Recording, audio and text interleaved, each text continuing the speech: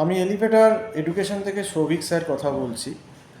আমি যারা তোমরা এমবিএতে এবারে অ্যাডমিশান নিয়েছো ম্যাকআউটে 2025 সালে, তাদেরকে আমি আজকে একটা সংক্ষিপ্ত আইডিয়া দিয়ে দিচ্ছি যে কোন কোন পেপারগুলোয় তোমাদের কিন্তু প্রবলেম হতে পারে।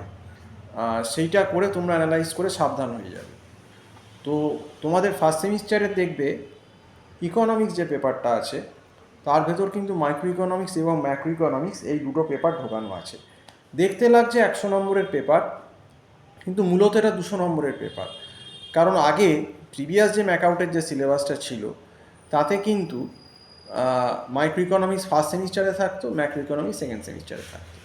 তো রিসেন্ট যে সিলেবাসটা কারেন্ট সিলেবাস করেছে তার ভেতর কিন্তু মাইক্রো এবং ম্যাক্রো এই দুটো পেপার নিয়ে একসঙ্গে চলে এসেছে ফার্স্ট সেম, এবং শুধু ইকোনমিক্স নাম ম্যানেজারিয়াল ফর ইকোনমিক্স বলে চালাচ্ছে, কিন্তু এর ভেতর মাইক্রো ম্যাক্রো দুটোই আছে, বা বিজনেস ইকোনমিক্স বলে চালাচ্ছে যার ভেতর। তারপর তোমাদের নেক্সট যেটা ঝামেলার পেপার আছে সেটা হচ্ছে business statistics and research methodology.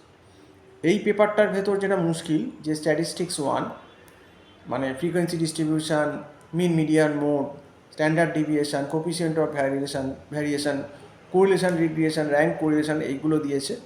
এবং তার সঙ্গে স্ট্যাট টুতে প্রবাবিলিটি পার্টটাও, প্রবাবিলিটি, তারপর binomial, Poisson distribution, normal distribution, sampling, হাইপোথিসের 10টা কেস, অ্যানোভা টেবিল, এগুলো দিয়েছে। তাহলে বুঝতেই পারছো একটা বিশাল সিলেবাস। এবং তার সঙ্গে রিসার্চ মেথোডোলজি থিওরিও ঢুকিয়ে দিয়েছে। কিন্তু বিগত লাস্ট যে 2 বছরের ট্রেন্ড, মানে 24 আর 25-এ যে প্রশ্নটা দেখা গেছে তোমাদের সিনিয়রদের, সেক্ষেত্রে আমি যেটা দেখলাম যে বেসিক্যালি থিওরি ওরিয়েন্টেড কোশ্চেনই করা হয়েছে স্ট্যাটে, যেহেতু আরএমটা আছে, রিসার্চ মেথোডোলজি আছে, কারণ রিসার্চ মেথোডোলজি থিওরি দিচ্ছে। কিন্তু এই ম্যাকআউটের কোনো ঠিক নেই। যেমন আমরা ওয়ার্ডটাও দেখেছিলাম যে প্রথম বছর থিওরি বেস করলো, অঙ্ক কম দিল একটা, এবছরে পুরো ম্যাথ বেস করে দিল। কাজেই এই স্ট্যাট পেপারের কিন্তু কোনো সিওরিটি নেই। যেদিন কিন্তু এই প্রবাবিলিটির পার্ট থেকে স্ট্যাট 2 থেকে বেশি দিয়ে দেবে, সেদিনকে কিন্তু মুশকিলে পড়ে যাবে। ওই জন্যে এই পেপারটাও আমি বলবো তোমরা গুরুত্ব দিয়ে পড়ো। এবং সর্বোপরি অ্যাকাউন্টস, যাদের অ্যাকাউন্টস ব্যাকগ্রাউন্ড নেই, যারা 11-12-এ কমার্স ছিল না, বা বিকম থেকে আসোনি, আর্টস থেকে আসছো বা সায়েন্স থেকে আসছো, আমি কিন্তু এটাই সাজেস্ট করবো অ্যাকাউন্টসের একটা গাইড নাও।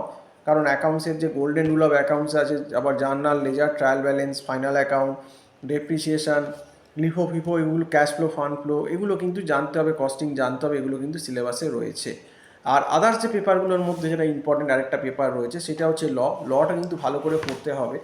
লতে আমি দেখেছি মাঝে মধ্যে লতে সাপ্লি খাওয়াটা যদিও উচিত নয়, কিন্তু অনেক ক্ষেত্রে স্টুডেন্টরা দেখি লতেও সাপ্লি পেয়ে যায়। তো সেই জন্য আমি বলবো পেপারটা ভালো করে তোমরা পড়ো।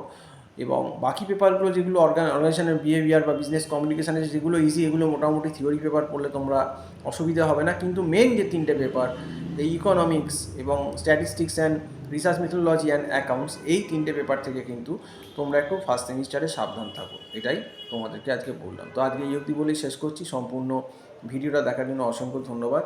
নমস্কার।